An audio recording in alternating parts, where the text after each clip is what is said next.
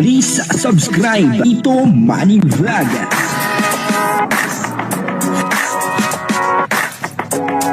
Payagan po si Tito Manny Vlog na mag-reactor para pambiling gamot sa kanya pong karamdaman. Kalinga Pedro, bistado na. At dito nga ay talagang sinabi lahat. Grabe, no? Talagang dito po natin makikita kung ano pong klaseng tao etong si Kalinga Pedro. Talagang lahat ay sinabi na. At dito ay wala nang may tatago etong si Kalinga Pedro. At bibigyan po natin yan ng konting reaksyon. Pero bago po yan, ako muna po bumabati sa inyong lahat ng magandang umaga, magandang tanghali, at magandang gabi sa inyong lahat mga kapatid. Saan man kayo ng panig ng mundo naroon ngayon, ay mag-iingat kayo palagi at pagpalain kayo ng ating Panginoon. Maraming salamat din po sa patuloy na tumatangkilik sa aking YouTube channel at nanonood sa aking video reaction. Patuloy lang po natin suportahan sila Kuya Bal Santos Matubang, Kalinga Prab, at Ed the Vlog, Jack Tapia.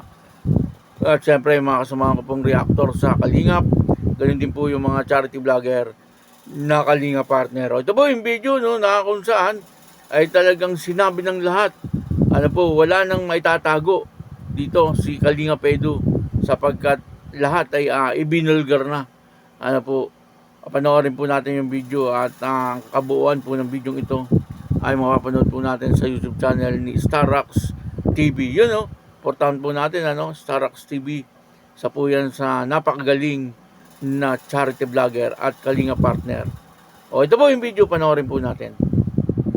Sa mga nangyayari po ngayon ay hindi na po ako nakapagpigil na sabihin to sa inyong lahat. Hindi na po ako nakapagpigil dahil sobra-sobra na po yung kung ano-ano po yung mga sinasabi about kay Eds po mga Kalingap.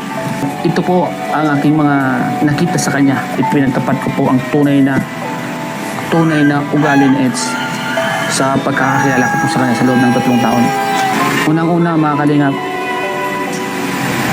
si Eds po, ang pagkakakilala ko sa kanya ay sobrang bait, matulungin, mapagmahal sa mga kasamahan, maalahanin, higit sa lahat mapagbigay mga Kalingap. Pangalawa, si Eds yung tipong madaling lapitan. Siya yung taong pag sinabi mo sa kanya is hindi kanya matitiis. Si Eds yung tipong kaibigan mong ipaglalaban mo dahil nasa kanya po ang tunay na mayroong pusong mabuti mga Kalingap. Siya yung hindi ka dadalhin sa kapahamakan. Siya yung magtuturo sa iyo ng mabuting asal. Minsan siya po yung magsasabi sa amin na Kuya Starrocks, huwag natin gawin yan dahil pangit yan. Kuya Starrocks, huwag tayong mag-create ng bashing dahil hindi maganda yan.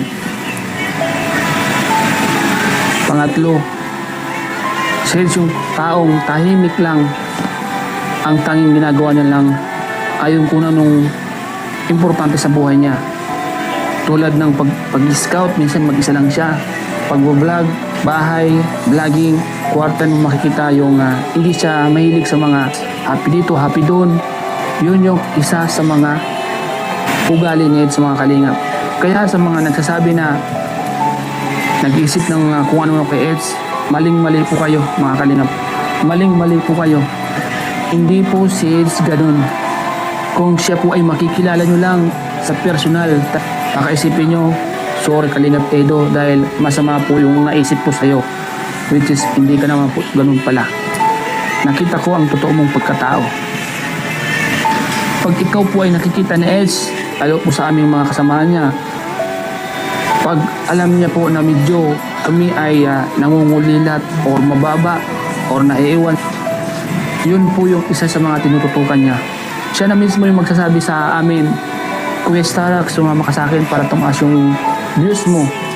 Kuya Starrocks, sumama ka sa akin para kahit paano next month ay kumita ka. Kuya Starrocks, i-vlog mo ako. Kaya sa mga nag-isip sa kanya na masama ang ugali niya, nagkakamali po kayo. Sa mga nag-isip sa kanya na siya po ay involved sa iba-ibang iniisip ninyo tulad ng mga sinabi. Si Eds po ay napaka tahimik. Siya yung taong marespeto, mga kalingap. Yung iniisip mo sa kanya ay hindi niya po yun magagawa dahil isipin niyo po mga kalingap, marespeto, magalang, mapagmahal sa magulang, mapagmahal sa kapatid, mapagmahal sa kapwa, matulungin, may pusong mapagpakumbaba, may pusong maawain sa mga mahihirap. Isipin niyo po mga kalingap. Grabe po, no? Talagang sinabi na pong lahat ni Sarax TV. Ano po, yung nakikita niya kay Kalinga Pedro. Kumbaga, ibinunyag na niyang lahat. Wala nang itinira. Ano po? At dito sinabi niya kung anong klaseng tao etong si Kalinga Pedro. Ano po? At dahil po dun sa kwento, siyempre may imagine na po natin kung anong klaseng merong ugali etong si Kalinga Pedro at kung anong klaseng tao si Kalinga Pedro. At yung paratang po ba sa kanya ay totoo ba or hindi? Ano po?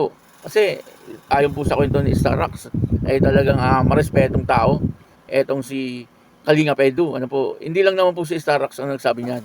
Marami po ang talagang nagsabi niyan na talagang napakabait po ni Kalinga Pedro.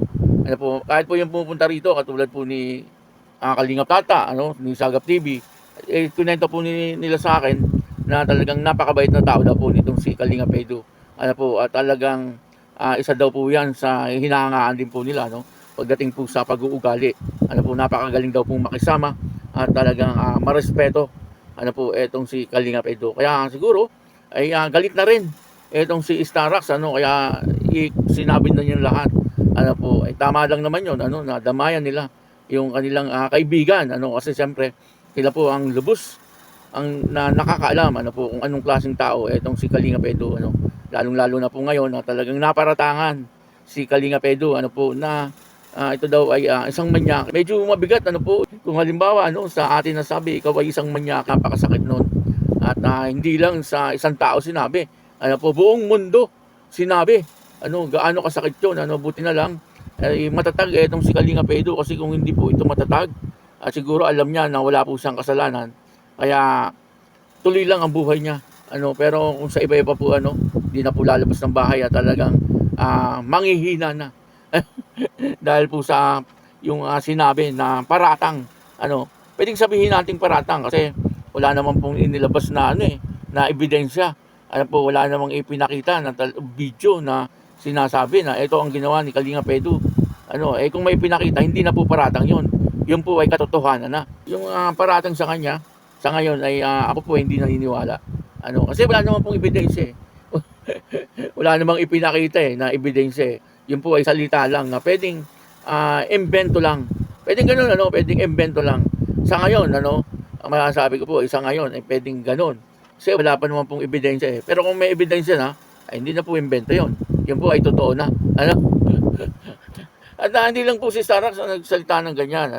Si Sam Ashley, nagsalita din po siya na talagang nakita daw po niya na itong babae nakahandig mismo kay Kalinga Pedro. Doon pa lang masasabi po natin bakit nakahandig siya sa balikat ni Kalinga Pedro. Doon pa lang kung talagang sensitibo siyang babae, hindi niya po gagawin yun. Hindi po ba? Ito naman sa akin ay opinion ko lang. Hindi naman po natin siya pinaparatangan. Kumbaga ay sa isang babae, ay kung talagang ayaw mo na ikaw ay mahawakan or matsansingan, parang gano'n, bakit nakahandig ka sa balikat ng isang lalaki? Doon pa lang ay talagang medyo alanganin na. Kaya yung mga kaibigan ni Kalinga Pedro ay talagang nagsasalita po sila. Kung ano talaga yung kanilang nakikita. Pero doon po sa pinangyarihan ay wala naman po nakakita. Siguro ito lang pong dalawa. Kasi kahit yung CCTV, hindi naman po kita yung loob ng ng sasakyan itong atin ay lang yung sa observation lang. Yung sa atin lang po dito ay opinion lang, opinion lang po ito. At hindi lang naman po ako, kahit po yung mga kaibigan ni Kalinga Pedro talagang nagsasalita rin. Pero hindi po sila nagbabanggit ng hindi maganda. Pangit din naman yung magbabanggit ng hindi maganda. Kaya yun, maraming salamat po sa inyo lahat. At ako po si Tito Manny Vlog na nagsasabing God bless you all. Diyos mabalos.